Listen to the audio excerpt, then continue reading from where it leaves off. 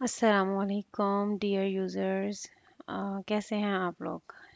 आज हम आपको लेके चलते हैं हमारा पोर्टल लर्न स्कूली के डेमो की तरफ कि ये पोर्टल कैसे काम करता है, किस तरह ये एकेडमी ओनर्स के लिए सहूलत मैसर कर सकता है, किस तरह ये आपका काम आसान बनाता है, कैसे आप यहाँ पर अपना और टीचर्स का वक्त बचा सकते हैं।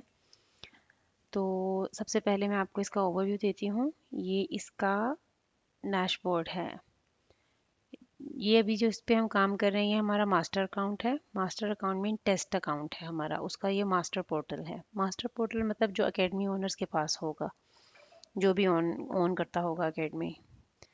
वहाँ पे आपको सबसे पहले कुछ कार्ड्स नज़र आ रहे हैं। ये कार्ड्स जो हैं इसमें इसके ऊपर फ़ी की, सैलरी की, टीचर्स और स्टूडेंट्स की जनरल इन्फॉर्मेशन है कि एकेडमी में कितना है।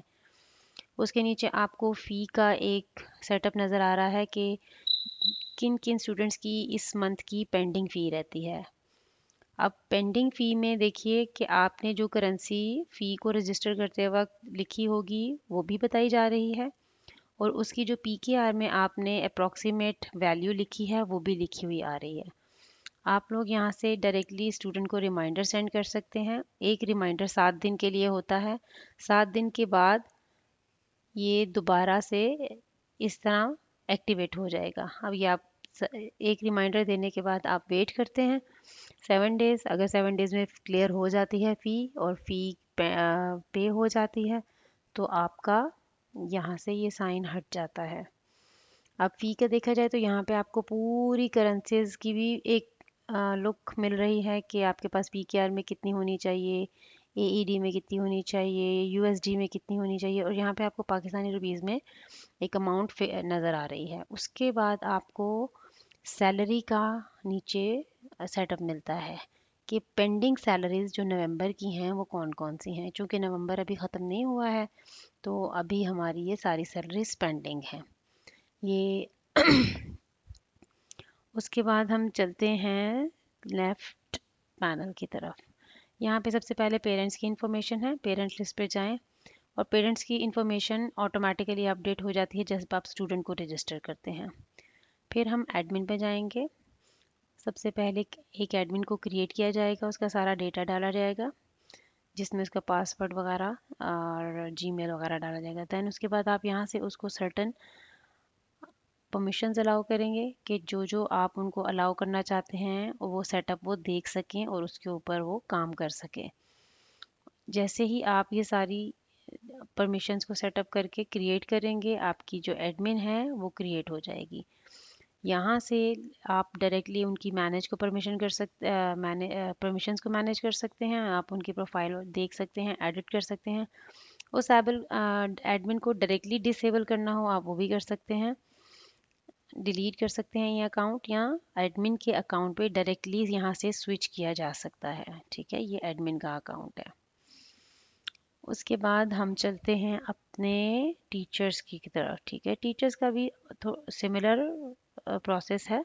सबसे पहले क्रिएट टीचर, उसमें आप उसकी एडमिन को सेलेक्ट करें और देन उनकी ईमेल, जीमेल वगैरह, और उसमें इनका एड्रेस और कॉन्टैक्ट वगैरह डाल के आप उनको क्रिएट कर दें और आपकी टीचर क्रिएट हो जाएंगी। ठीक है, यहाँ से आप उनकी सर्टेन परमिशंस को एक्सेस कर सकते हैं। उसके बाद यहाँ पे हमारे पास डिसेबल टीचर्स की लिस्ट आ जाती है, जो कि अगर टीचर्स छोड़ के जा चुकी हैं। ठीक है, देन हमारे पास पेमेंट गेटवेज का इंफॉर्मेशन आ जाती है, बैंक डिटेल्स वगैरह अगर तो आपने पेमेंट बैंक से इंटीग्रेशन ली हुई है। फिर हम चलते हैं अपने स्टूडेंट्स की तरफ। सबसे पहले हम क्रिएट स्टूडेंट पे, जब भी आपके पास कोई स्टूडेंट रजिस्टर होता है आप चूज़ करते हैं कि आपने उसको किस सेक्शन में रखना है। Then choose the admin. ठीक है, यहाँ से आप जब एडमिन चूज़ करेंगे तो उस एडमिन के अंडर जितनी टीचर्स होंगी वो यहाँ पे आपको नज़र आएंगी। ठीक है, यहाँ से हम चूज़ करते हैं अगर टीचर एडमिन नीना, तो यहाँ से हमारे पास अब इस एडमिन के अंडर जितनी भी टीचर्स हैं वो हमें नज़र आती हैं, और उसमें हम किसी भी टीचर को सेलेक्ट करके तो इनको रजिस्टर कर सकते हैं। Then rest of the informations are primary, जिसमें फ़ोन नंबर, जीमेल, जेंडर वगैरह है।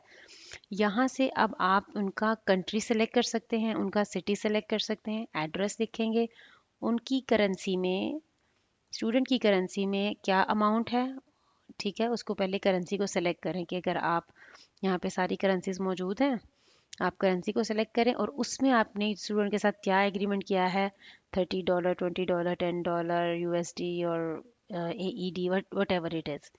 फिर उसका पाकिस्तानी करेंसी में आप एक एवरेज फिगर जो कि आप इंटरनेट से भी ले सकते हैं, उसको आप ऐड कर दें। यहाँ पे अब हम बनाएंगे स्केजुअल। स्केजुअल बनाने में आप देखें, आप चूज़ करेंगे डेज़, जैसे मैंने ये 2 डेज़ चूज़ किए हैं और अब मैं इनमें टाइम स्लॉट चूज़ करूँगी कि 2:30 पे इनका होनी चाहिए क्लास, ठीक है। ड्यूरेशन कितनी होगी अब मेरे ऊपर है कि मैं इनकी 30 मिनट रखूँ, 40 मिनट रखूँ, 60 मिनट रखूँ। लेट से मैं 40 मिनट की कर देती हूँ, ठीक है। तो ये 40 मिनट की क्लास होगी इनकी मंडे को। सिमिलरली मैं ट्यूसडे, वेडनेसडे, थर्सडे, बाकी सब डेज़ को भी क्रिएट करूँगी। I will click on create and then मेरी स्टूडेंट लिस्ट रेडी हो जाएगी। ये देखिए आप, ये सारी स्टूडेंट लिस्ट है, ठीक है। और ये सारा डेटा जो है ये टेस्ट डेटा है, this it doesn't belong to anyone. तो यहाँ पे जो है आप क्विक एक्सेस है इनकी प्रोफाइल का, स्केड्यूल देखने का, लाइक ये जो बच्चा है इसका क्या स्केड्यूल होगा, और डायरेक्टली स्टूडेंट के अकाउंट पे स्विच करने का कि स्टूडेंट की तरफ से अकाउंट का व्यू क्या है। अब यहाँ पे हमारे पास ऊपर काफ़ी सारे फ़िल्टर्स हैं जिसमें आप एडमिन को के थ्रू फिल्टराइज कर सकते हैं, टीचर के थ्रू फिल्टर कर सकते हैं, और कंट्री के थ्रू, टाइम स्लॉट के थ्रू फिल्टर कर सकते हैं, ठीक है। यहाँ पे हमारे पास डिसेबल टीचर्स की तरह डिसेबल स्टूडेंट की भी लिस्ट आ जाएगी। We have 1 total disable student. And then जो स्टूडेंट्स हमारे पास लीव पे गए हैं यहाँ पे उनकी इन्फॉर्मेशन आ जाएगी। लेट्स सी कि हमारे पास अब क्लासेस का स्केड्यूल क्या है। जब हम क्लास स्केड्यूल पे क्लिक करेंगे तो हमारे पास जितने भी स्टूडेंट रजिस्टर हैं पूरे हफ्ते का सबका स्केड्यूल सामने आ जाएगा, ठीक ठीक है। और ये स्केड्यूल वो वाला है जब हम स्टूडेंट क्रिएट कर रहे थे और हमने डेज और टाइम सेलेक्ट करके तो वो स्केड्यूल बनाया था। फिर हम आज की क्लासेस की तरफ आएंगे कि आज की जो क्लासेस हैं वो कौन कौन सी हैं।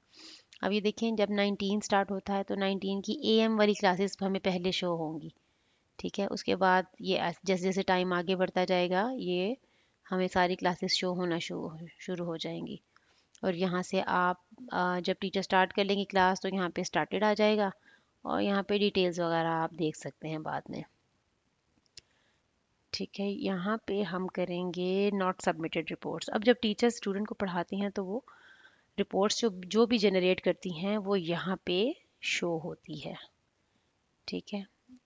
उसके बाद हम आते हैं नोटिस बोर्ड की तरफ। नोटिस बोर्ड में आप टीचर और स्टूडेंट के लिए डिफरेंट तरह के नोटिस अलग अलग ऑडियंस के लिए लगा सकते हैं जो कि उनकी डैशबोर्ड पे बिल्कुल ये डैशबोर्ड पे विजिबल होंगे, जस्ट लाइक